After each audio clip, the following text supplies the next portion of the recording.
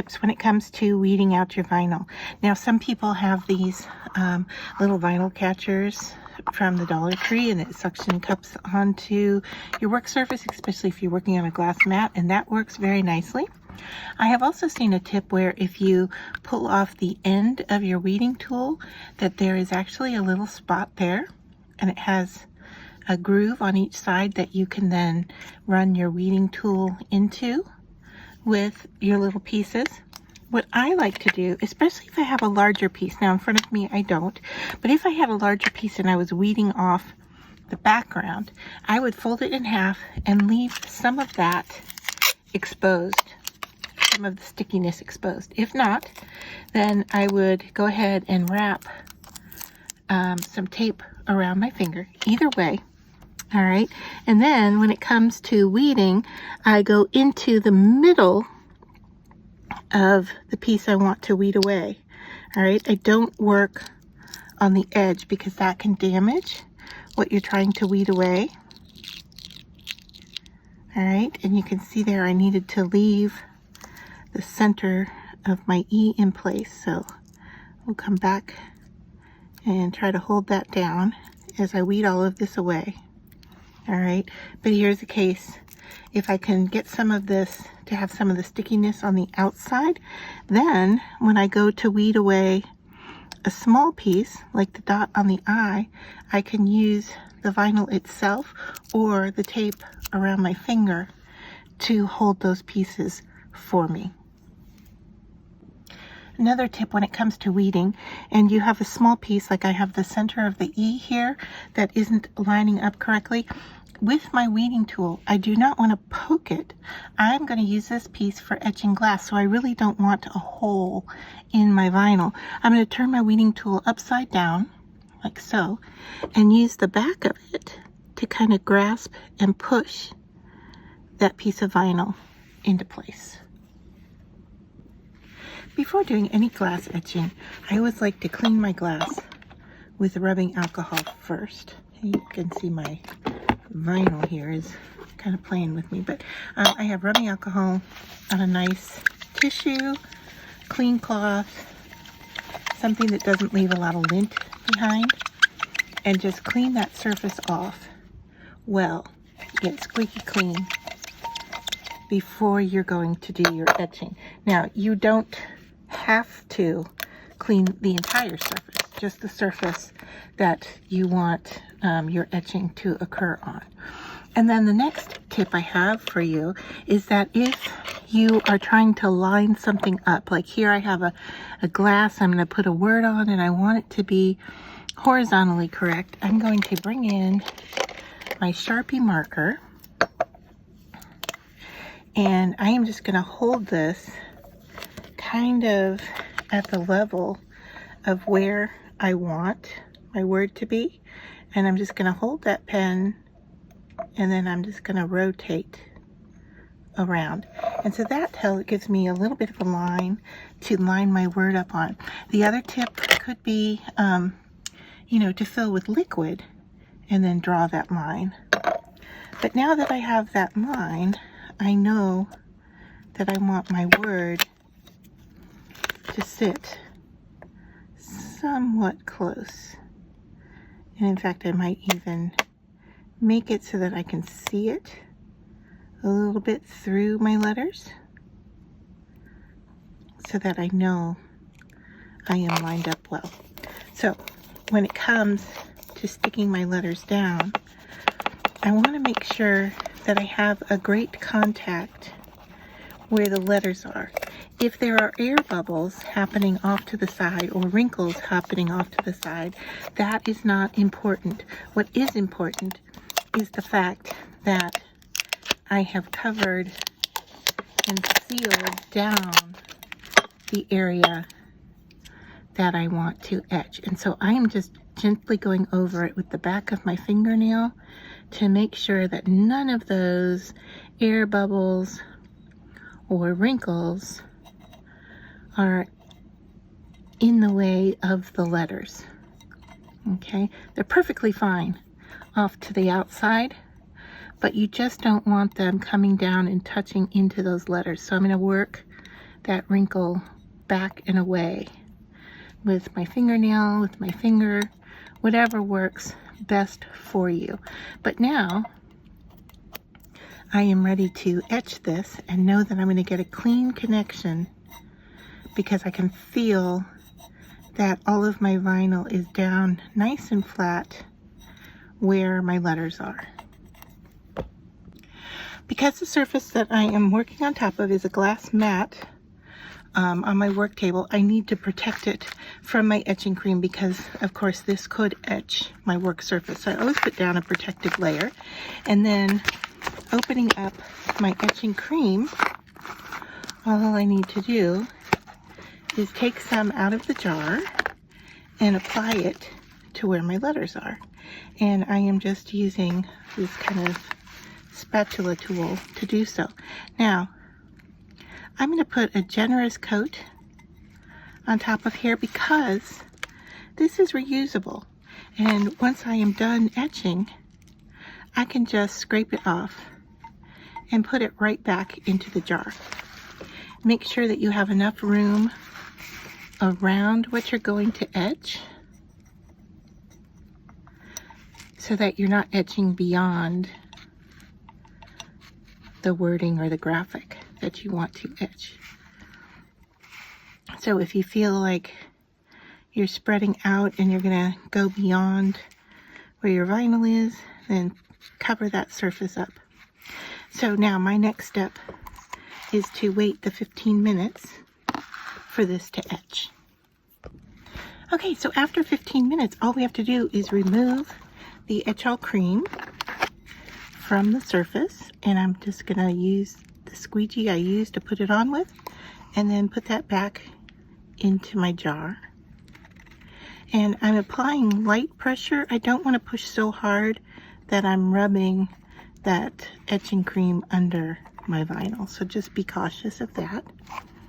And then once you've got most of it off and saved, the next thing you're going to do is take this to the sink and wash it. Now, a lot of times I am working in a studio that doesn't have a sink, and so what I end up doing is using a wet baby wipe. And I use my wet baby wipe to clean everything up. So I'm going to do that here as well. I'm going to take my wet baby wipe and clean off the etching cream.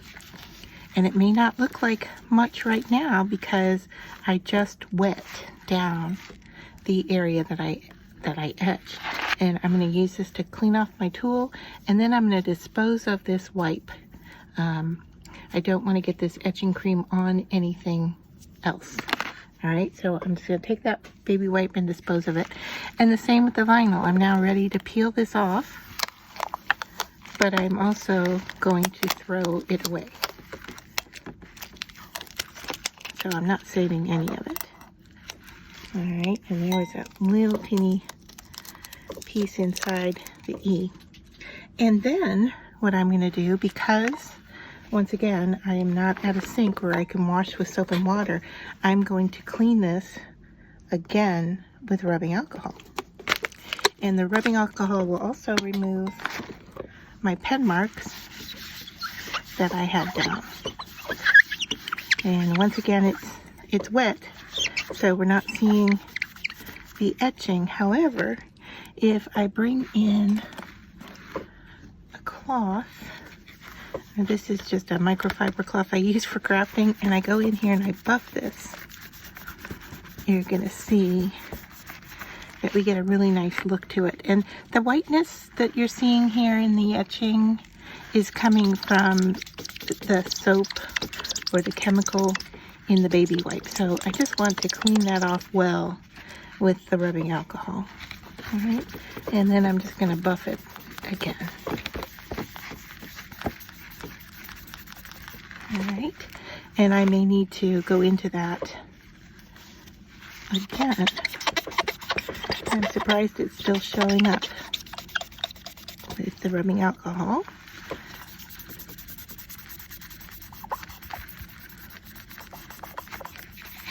But giving it a good wash with soap and water will help take that off. And so I'm just going to bring in some water here and see if I can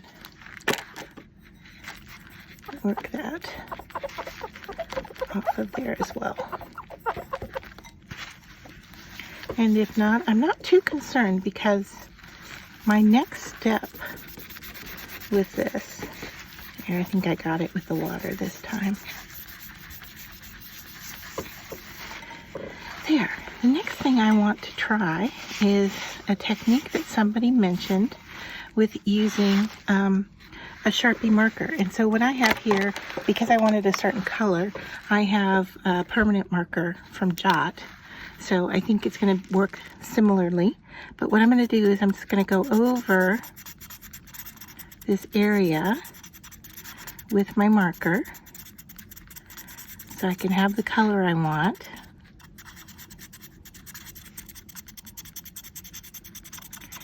And I know that I'm going outside of my etching, and that's okay. According to their technique. If this doesn't work, I can just clean it off with rubbing alcohol and move on. But I thought this would be a fun way to apply color as opposed to using like a buffing wax. I'm just going to put alcohol ink in here. All right, and that just looks like a mess right now. But from what I understand is that if we submerge that in water, and what I'm going to do here is just kind of spray it with water. See if that works enough. The alcohol is supposed to come off the glass but stay in the etching. And so I'm just giving it a light rub. And it is working. It is amazing that it's coming off the glass. So I just need to keep adding some water here. And now the technique I saw, they actually submerged the glass. I am just spritzing here with a generous amount of water. All right, and then I'm just going to rub.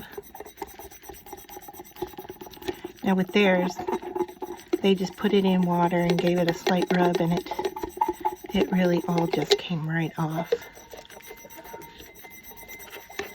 So I think if I set this aside, let's see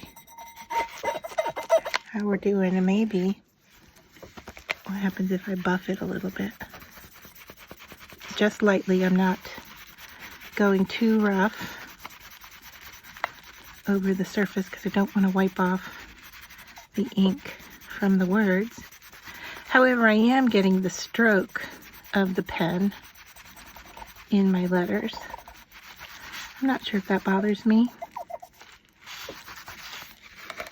It's interesting looking though, isn't it? So maybe if I put the rag in here, you can see how it's showing up. I like this technique, and I'm sure that there will be applications for this. I'm kind of wondering now if I go over it again.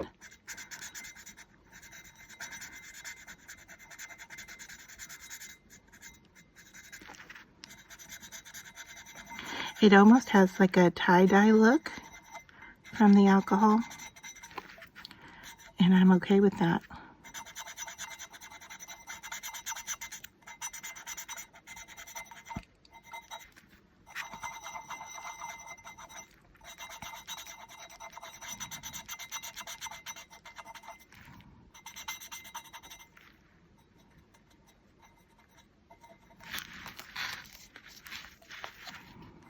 So now I'm just coloring in the letters. I'm not going full load.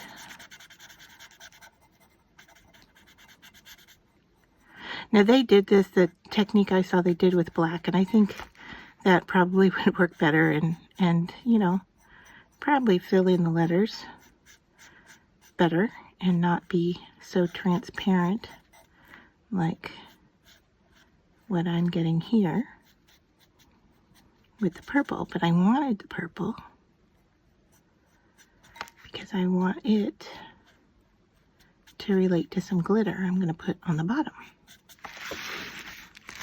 So let's just see if I leave this here, what I think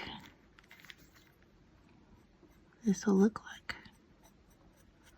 I don't know. Let me know what you're seeing, what you're thinking about this technique.